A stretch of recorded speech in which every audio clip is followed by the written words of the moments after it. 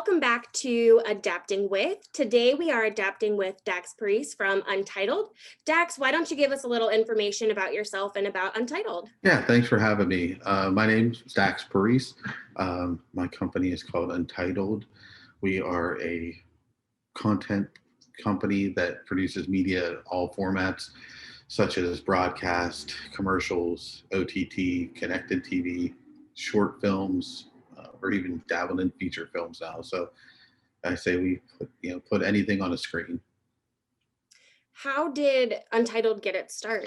My background is from the agency world and has evolved to over the years into just production and kind of put official stamp on just a freelance basis concept to a actual company with employees in about 2005 we started and have evolved since then.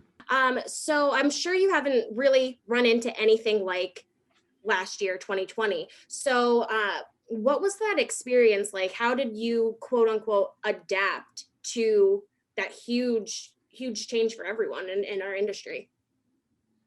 Sure, I think probably the biggest thing is we had to really take a step back and look at what we could do, what was safe to do, um, what what the world was willing to accept at that time. We're obviously about a year later now than where we were, so I think collectively we had to come together um, remotely and safely and figure out how are we going to continue and survive through what no one has really ever done, or had to experience prior to this. Yeah. So what did your business look like during 2020? You and I have kind of discussed this before, but my company didn't have any. We didn't have any video work for like 7 months. What was it like for you? Yeah, well, we had to definitely take a look at what we were doing and then figure a safe way to still work and try to continue um, servicing our clients. And so that kind of, I would say, the communication was super critical. And at that time, also, I think the conversations went from, hey, we have to execute this to, hey, we want to do something. What can we do? And how can you guys be, as a partner, help us come up with a solution to actually execute something? So, just like we are today, we had to use different technologies that we may not have used in the past and figure out creative ways to still execute and deliver for a client. Sure. What did shoots look like? Were you in one place and the clients in another, or what did it look like? Yeah. For production has still, changed and it's still affecting us today, just like it. But I would say at the start of all this, we had to get creative, and we actually one of our first shoots right when COVID shut everything down was taking a remote package, delivering it to the subject's house, and using FaceTime help them physically set the shoot up, and then using I think it was Zoom or one of the platforms to actually conduct the whole interview conversation and get them up and running. And then at the end, the they turned off the equipment and put it on their porch, and we came and picked it up and had our gloves and masks and hand sanitizers and wiped everything down. And that was one of the first ones right out of the gate. Wow, that is actually very clever. Is that something that you kind of came up with yourself or like your team did? Yeah, I think it was super important. We came together as a group and talked about what can we do, and then tried to get creative with.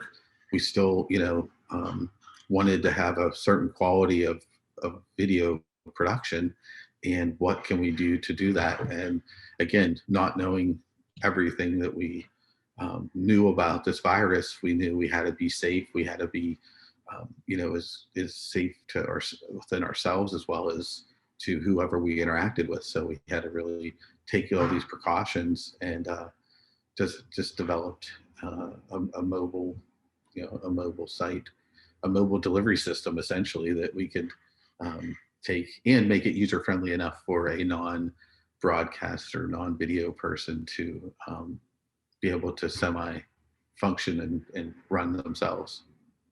You were doing that at the beginning of COVID.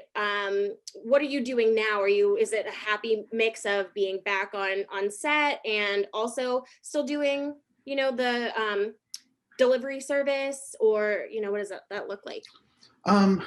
We still do a lot of remote things with clients. That's kind of just another one of our tools now. So we are doing that still.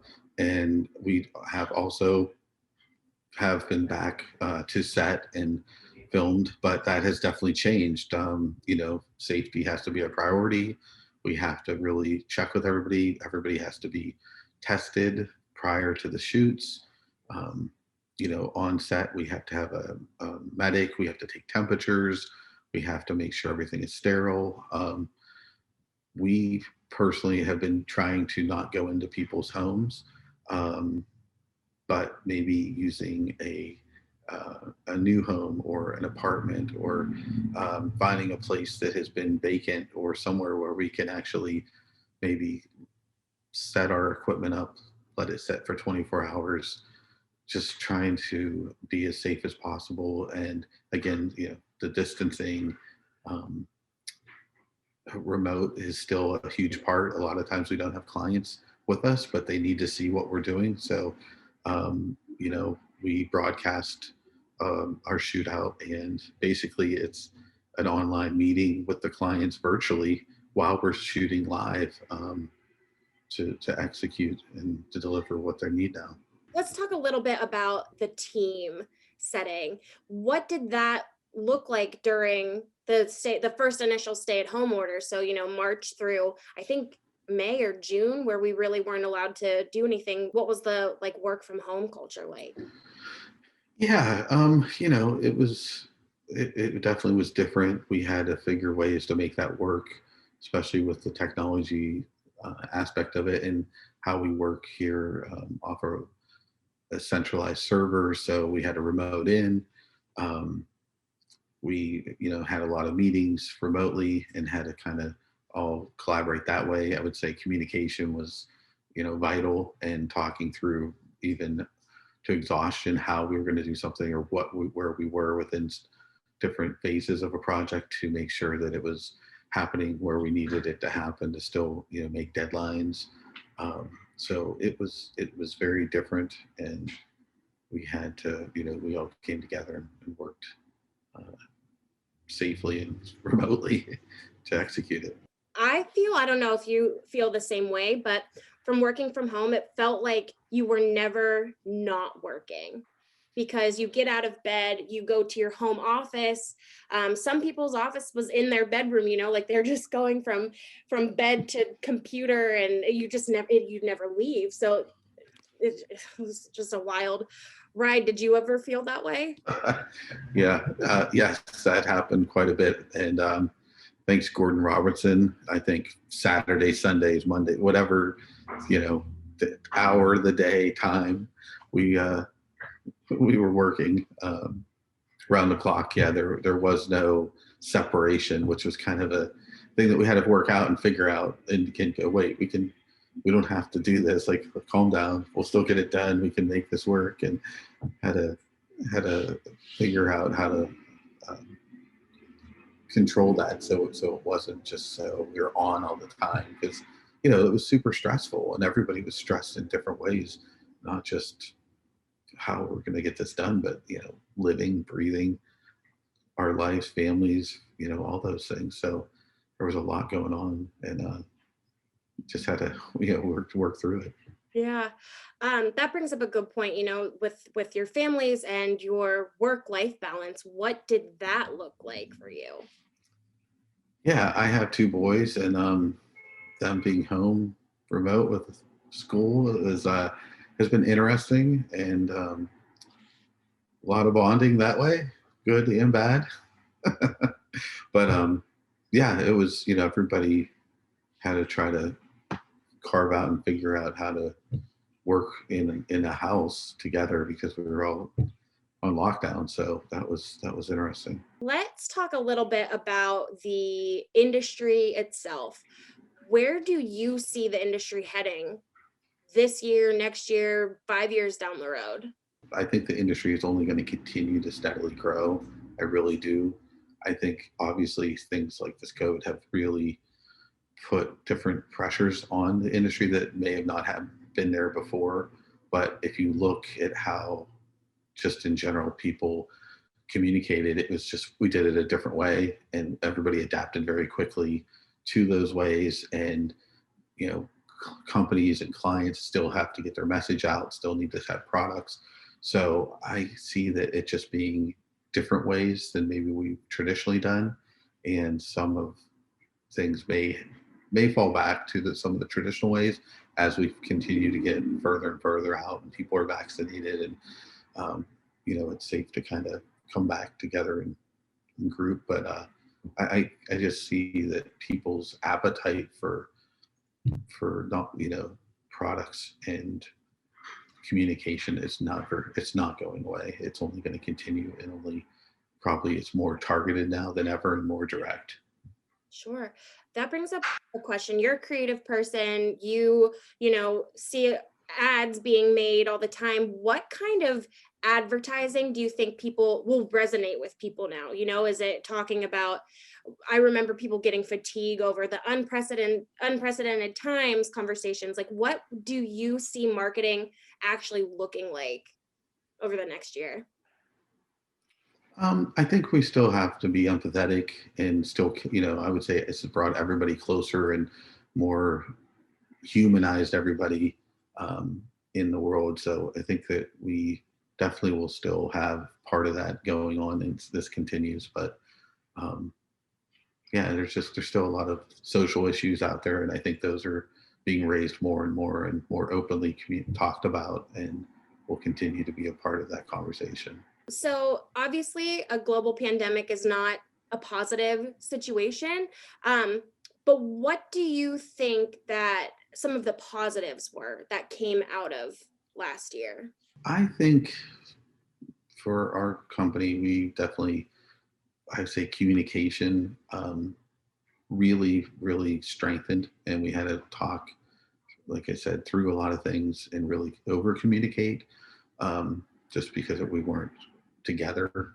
I think clients, our relationships went from not just a service provider, but more of a partner, and included much more earlier in the process to help figure out not only here's an idea, but how to execute that idea. So I would say that was definitely a positive for us as well. To kind of wrap us up, what is one key piece of advice that you would give other leaders in the industry? I mean, I'm sure everybody's doing this, but I really think communication and I think ideas coming from anybody and everybody is really important now more than ever, because you may have a thought of a certain way for one thing, and somebody else looks at that differently, and you're like, I just think it's really important to keep those all those channels of communication open, and look at ideas, and flip it on its head and look at it at all different angles.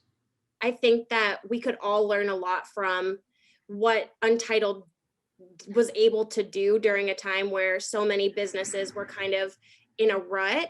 So it's really cool that you've positioned yourself as an industry leader in the way that you did. So I'd like to again thank you so much for speaking with me today. And is there anything else that you would like to add before we close out?